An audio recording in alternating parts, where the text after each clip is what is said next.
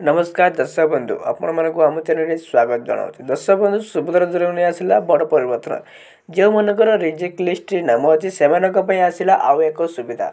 आपड़ चाहिए आपड़ जदि हिताधिकारी योग्य हिताधिकारी आपण नाम रिजेक्ट लिस्ट अच्छी से आसला बहुत बड़ खुशी खबर।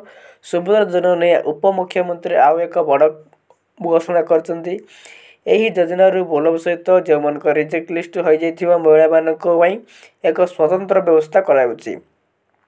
सुभद्रा योजना रे पोर्टल रे रिजेक्ट लिस्ट रो व्यवस्था करछंती सरकार। जो मानकर रिजेक्ट लिस्ट हो जाइछि सेमानक पय आसिला आउ एक व्यवस्था जरिया रे पुणी थरे से माने सुभद्रा योजना रे शामिल होई परिबे। सुभद्रा टंका पाइबार वंचित रही योग्य हिताधिकारी सुभद्रा पोर्टाल जाई निजर अभियोग दायर करें। यह व्यतीत यही योजना पाई ब्लॉक रे तैयारी होइतिबा कमिटी निकटन मध्य आपण निजर अभियोग लिखिपारे। आपन जदि योग्य हिताधिकारी आपण लिस्ट रिजेक्ट लिस्ट अच्छी आपण पुणी थरे आपण अभियोग लिखिपारे। ताहा सुभद्रा योजना ऐप माध्यम रे हो किंबा आपण ब्लॉक रे मध्य आपण आवेदन करें।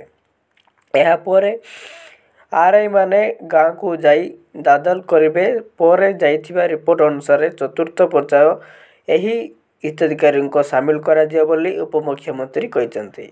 एसहित रिजेक्ट लिस्ट चार्ज समय रे आधार वेरिफिकेशन करने को से हिताधिकारी मानक अनुरोध करते।